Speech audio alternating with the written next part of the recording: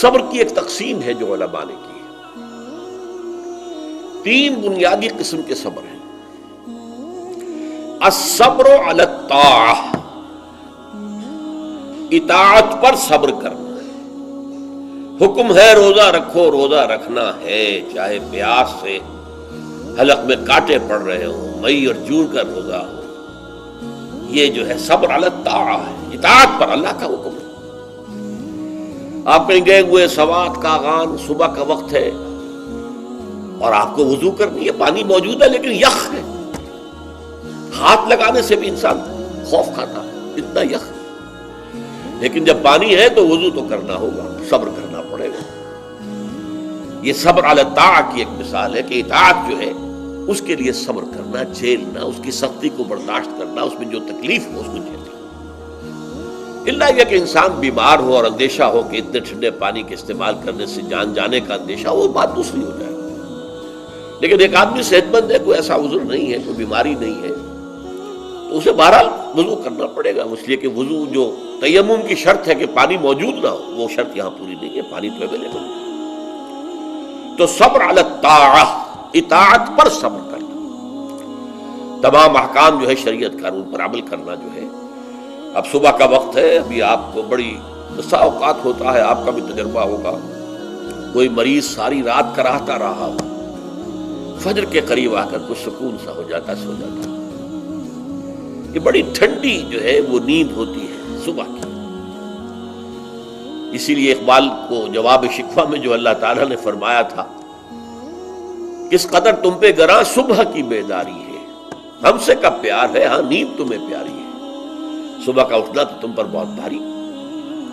یہ صبر علی الطاعہ، صبر علی الطاعہ ہوگا کہ کچھ بھی ہے، بہرحال فجر کا وقت ہو گیا ہے، اٹھنا ہے، لازماً اٹھنا. یہ ٹھنڈی ٹھنڈی جو ہوا چلی، ایک سخت گرمی کا موسم ہو، حبس میں رات گزری ہو، صبح کے وقت کوئی نسیم سحری تھوڑی سی چلے گی اور ایسی لوریاں دے گی، ایسی تھپکیاں دے گی کہ آدمی جو ہے وہ چاہے گا کہ بس میں اب آرام کروں، سو جاؤں. اٹھنا ہے، نماز کا وقت ہے، نماز فرض ہے. تو الصبر علی الطاعہ. دوسرا صبر ہے الصبر عن المعصیہ، معصیت سے رک جانا، صبر کرنا. کوئی لذت ہے کام و دہن کی لیکن ہے ممنوع، غلط ہے، حرام شے ہے، لہذا رکنا ہے. یہ ہے صبر عن المعصیہ. وہ ہے صبر علی الاطاعہ، اور یہاں آئے گا عن. الصبر عن المعصیہ، معصیت سے اپنے آپ کو روکنا، بچانا. ٹیمپٹیشنز کتنی بھی ہوں، کتنا بھی جو ہے اس کے لیے آپ کے نفس کی طرف سے تقاضا ہو رہا ہو، کتنا ہی اندر سے وہ جذبہ ابھر رہا، روکنا، تھامنا، بند لگا دینا آگے. یہ صبر. تیسرا صبر ہے صبر علی البلاء یا صبر علی الایذاء، آزمائش پر صبر کرنا اور ایذا پر صبر کرنا. اور صبر عن الطبع، یہ صبر علی البلاء جو ہے، اللہ تعالیٰ جو امتحان لیتا ہے انسان کا، ابتلاء، آزمائش. اللہ کی راہ میں جہاد کرنے میں ابتلاء آ رہا، آزمائش آ رہی ہے، جان دینا پڑے گی، مال دینا ہے، یا اور اسی طرح سے اللہ کی طرف سے آزمائش آ گئی ہے، آپ پر کوئی مصیبت آ گئی ہے. آیا اس میں آپ صابر رہتے ہیں یا اول فول بکنا شروع کر دیتے ہیں اللہ کے خلاف؟ اجی ہمارے ساتھ تو اللہ نے کبھی کوئی خیر کیا ہی نہیں، سب بھول گئے جو بھی اللہ تعالیٰ نے پہلے احسان کیے تھے، کیونکہ ایک آزمائش آ گئی. تو صبر علی البلاء. اب اس کے 2 حصے ہیں جو میں نے بیان کیے. ایک ہے صبر علی الایذاء، آپ اسلام کی دعوت دے رہے ہیں، کوئی آپ کو ایذا پہنچاتا ہے، سخت ایذا پہنچاتا ہے. یہ ایذا وربل بھی ہو سکتی ہے، یہ ایذا فزیکل بھی ہو سکتی ہے. وربل ایذا، پاگل ہو گیا، تمہارا دماغ خراب ہو گیا، تمہاری عقل الٹی ہو گئی، اوندھی ہو گئی، تم کسی کوئی بری جو روح ہے اس کے زیر اثر آ گیا، کوئی جن تمہارے اوپر قابض آ گیا، شیطان. یہ کیا ہو رہا ہے؟ وربل ایذا، زبان سے سکھایا جا رہا ہے. اور ایک یہ کہ مارا جائے، پیٹا جائے، جیل میں رکھ دیا جائے، بھوکا رکھا جائے، ایذا پہنچائی جائے۔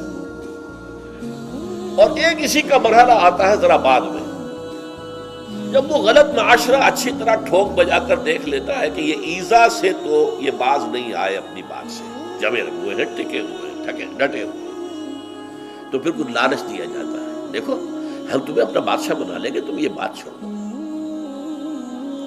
دیکھو ہم تمہیں قریش کی جس عورت کی طرف اشارہ کر دو جس کا حسن تمہیں اچھا لگے، ہم اس سے شادی کر دیں گے تمہاری، تمہیں جتنا مال و دولت چاہیے تمہارے قدموں میں ڈال دیں گے، تمہارے بتوں کو برا لگے، یہ نہ کہو یہ بات ہے۔ اب یہ طمع ہے، ٹیمپٹیشن کے مقابلے میں رکنا ایذا کے مقابلے میں رکنے سے زیادہ مشکل ہے، جس کی ایک بہت بڑی مثال جو ہے امام احمد ابن حنبل کی زندگی میں ہے کہ جب مسئلہ خلق قرآن پر جب انہیں جیل میں ڈالا گیا، مارے ماری گئیں، الفاظ یہ آتے ہیں تاریخ میں کہ انہیں وہ مار ماری گئی کہ اگر ہاتھی کو بھی وہ مار ماری جاتی تو چنگھاڑ اٹھتا، لیکن ان کے آنکھوں میں کبھی آنسو نہیں آئے، برداشت نہیں۔ پھر زمانہ بدل گیا، اب خلیفہ کوئی اور ہو گئے، اور ان کا اپنا موقف وہی تھا جو امام احمد ابن حنبل کا ہے۔ تو اب دارالخلافہ سے، ایوان خلافت سے ایک ایلچی آیا ہے اشرفیوں کی تھیلیاں لے کر کہ یہ خلیفہ نے آپ کو بھیجی۔ اس پر حضرت امام احمد ابن حنبل رو پڑے، اے اللہ میں اس آزمائش کا اہل نہیں، یہ آزمائش سختر ہے اس مار سے کہ مجھے جیل کے اندر پڑ رہی تھی، اس سے رکنا بہت مشکل ہے۔ تو میں نے یہ صبر کی قسمیں آپ کو گنوا دی، صبر علی الطاعہ، صبر عن المعصیہ، نمبر 3 صبر علی البلاء، علی الابتلاء، اس کی 2 قسمیں، صبر علی الایذاء، اس کی 2 قسمیں، زبانی کلامی وربل یا فزیکل جسمانی طور پر تکلیف پہنچا۔